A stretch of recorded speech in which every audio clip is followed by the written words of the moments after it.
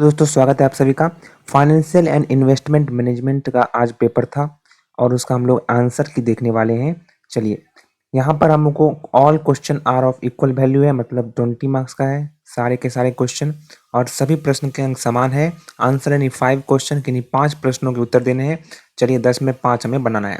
सबसे पहला क्वेश्चन है, discuss the function of the finance manager of a large organisation. ये तो हमारा क्वेश्चन बैंक से सर आ गया था और जो बच्चे क्वेश्चन बैंक से पढ़ के गए थे ये पूरा धराधर बना के आए होंगे। एक बृहद संगठन के वित्त प्रबंधन के कार्य फंक्शन वाला क्वेश्चन आया था, सेम टू सेम छापा का छापा आ गया। चलिए सर, दूसरा क्वेश्चन है, discuss the factor which must be considered while designing capital structure. ये भी अपना क्वेश्चन बैंक से आ गया है और पूंजी ढांचा बनाते समय किन कारणों को ध्यान में रखना चाहिए उनका वर्णन कीजिए। बिल्कुल क्वेश्चन बैंक से छप गया है। तीसरा है, what is meant by leverage, what are the various types of leverage and explain the clearly. ये लीवरेज से क्या आश्रय है, लीवरेज कितने प्रकार का होता है, स्पष्ट व्याख्या कीजिए। आराम से आप बना सकते हैं 20 मार्क्स का। ये भी आपको हमारा क्वेश्चन बैंक साथ ही साथ जो वायरल क्वेश्चन का जो फोटो हमने व्हाट्सएप पर कल भेजा था उसमें से भी छप गया। तो वायरल क्वेश्चन और दोनों से आ गया sir. Define capital budgeting, explain the main features of पे back period method.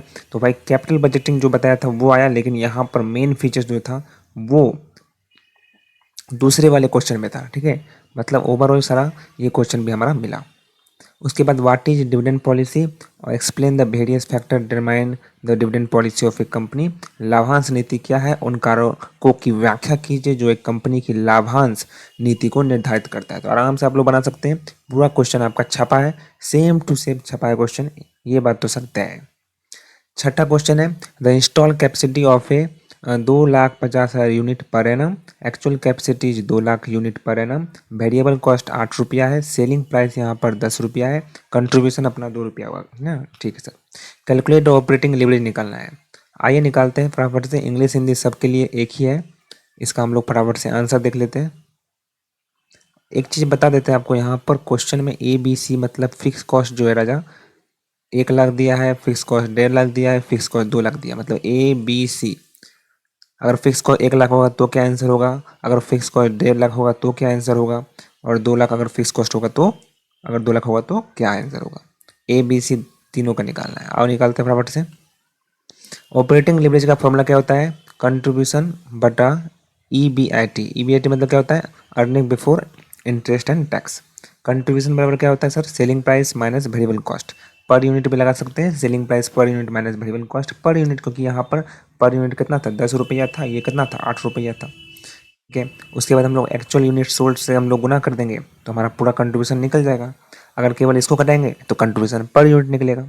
Yes sir. उसके बाद दोस्तों बात करते हैं EBIT।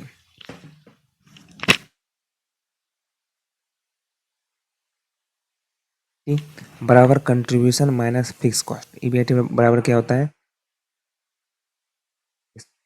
डाटा दिया हुआ है, इंस्टॉल कैपेसिटी है 2,50,000, एक्चुअल कैपेसिटी है 2,00,000, सेलिंग प्राइस पर यूनिट है 10 रुपया, वेरिएबल कॉस्ट पर यूनिट है 8 रुपया, कंट्रीब्यूशन पर यूनिट निकलेगा 2 रुपया होगा। ठीक है सर, टोटल कंट्रीब्यूशन 2 रुपया गुना 2,00,000, जो एक्चुअल कैपेसिटी है 4,00,000 आ गया। अब जब फिक्स कॉस्ट होगा तो अपना EBIT क्या आएगा, तो EBIT बराबर कंट्रीब्यूशन माइनस फिक्स कॉस्ट। तो 4,00,000 माइनस 1,00,000 कितना होगा, 3,00,000 होगा। अब हम लोग को ऑपरेटिंग लिवरेज निकालना है। तो operating leverage is equal to क्या होता है राजा, 4,00,000 बटा 3,00,000 कितना आ गया, 1.33। समझे क्या है, यस सर। अगर फिक्स कॉस्ट 1,50,000 होगा तो अपना EBIT कितना आएगा सर, 2,50,000 आएगा। तो 2,50,000 हो गया, ऊपर में लिख देंगे 4,00,000, 1.6। फिक्स कॉस्ट अगर 2,00,000 होगा तो EBIT कितना आएगा, 4,00,000 माइनस 2,00,000, तो 2,00,000। ऑपरेटिंग लिवरेज कितना आएगा, 4/2, 2.0। समझे क्या। तो फाइनल आंसर ABC का है, इतना इतना आएगा। जो बच्चे सही करके आए होंगे तो ये मिला लीजिए आंसर, अगर बना के आए तो। चलिए अगला 7 नंबर देखते हैं question. Nagina limited is consider to purchase a machine, 2 machine A and B are available at the cost. ठीक है सर, 1,20,000 इच, मतलब A का भी है B का भी, दोनों का है अलग अलग 1,20,000, अलग अलग A का भी 1,20,000, B का भी 1,20,000। Earning after tax but before depreciation are likely to be use, मतलब ये आफ्टर टैक्स है लेकिन before depreciation, after tax before depreciation. साल यहाँ पर दिया हुआ है, मशीन ए मशीन बी का यहाँ पर दिया हुआ है। ठीक है सर, निकालना क्या है, evaluate two alternative by using, दोनों अल्टरनेटिव निकालना है, मतलब ए का भी और बी का निकालना है, और दो विकल्पों का यहाँ पर मूल्यांकन करना है। सबसे पहला बोल रहा है पे बैक पीरियड मेथड से निकालना है, और दूसरा पोस्ट पे बैक पीरियड पोस्ट पे बैक प्रॉफिटेबिलिटी मेथड।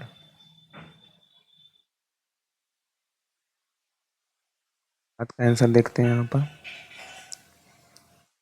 आंसर देखे क्या, चलिए ए में पेबैक पीरियड मेथड से यहाँ पर निकालें, payback period is equal to initial investment बटा cumulative cash flow per year होता है। Initial investment for both machine A B का 1,20,000 है। मशीन ए का कम्युलेटिव कैश फ्लो 3 साल का निकालते हैं तो 1,20,000 रिकवर हो जाता है 3 साल के अंदर अंदर। तो पेबैक पीरियड मशीन का ए का कितना हो गया, 3 साल हो गया। Payback period of machine B में 1,40,000 रिकवर होता है 4 साल के अंदर अंदर। तो 3 और 4 ईयर के बीच में हुआ है, मतलब एग्जैक्ट 3.5 ईयर के में पूरा पूरा रिकवर हो जाता है। समझ गए सर, ठीक है। अगला क्वेश्चन में बोल रहा था पोस्ट पे बैक प्रॉफिटेबिलिटी मेथड से निकालना है। तो पोस्ट पे बैक प्रॉफिट बराबर क्या होता है, सम ऑफ, ये सम का है यहाँ पर sign, sum of earning after pay minus earning after payback period, ये है। तो मशीन ए में 4th ईयर में 20,000 है और 5th ईयर में 20,000, मतलब क्या 3 साल तक में रिकवर हो गया, फिर चौथा और पाँचवा में जो है वो कमाई कमाई, तो कुल मिलाकर प्रॉफिट 40,000 हो गया। Yes sir. मशीन बी में 3.5 साल के बाद 3.5 साल में रिकवर हुआ, तो उसके बाद में प्रॉफिट ही प्रॉफिट, तो 20,000 ये वाला और ये 40,000, मतलब 60,000 अपना आ जाएगा। आंसर मिला लीजिए फटाफट से। तो फाइनल कंक्लूजन क्या बोलता है कि मशीन ए है शॉर्टर पे बैक पीरियड 3 साल में है, और मशीन बी जो है वो हायर पोस्ट पे बैक प्रॉफिट लास्ट में देता है 60,000 रुपीज़, क्योंकि यहाँ देखो 60,000 देता है, और लेकिन ए तो सर 40,000 ही देता है पोस्ट में। ठीक है, आंसर मिला लीजिए। तो कुल मिलाकर मशीन ए, अगर कंपनी चाहती है कि भाई क्विक रिटर्न हो तो मशीन ए अच्छा है, अगर कंपनी चाहती है लॉन्ग टर्म प्रॉफिट हो तो मशीन बी अच्छा है। नंबर 8 देखते हैं क्या है 8 नंबर में। लाइक अगर नहीं किया दोस्तों लाइक कर दीजिएगा वीडियो को। चलिए, what is investment, explain the objective of investment, ये क्वेश्चन बैंक से हमारा लगा था, बना लिए होंगे। Explain the function of the primary function, ये भी अपना क्वेश्चन बैंक में था। ठीक है, what are the activity of stock exchange, elaborate in detail, stock exchange वाला क्वेश्चन भी क्वेश्चन बैंक में था। ठीक है सर।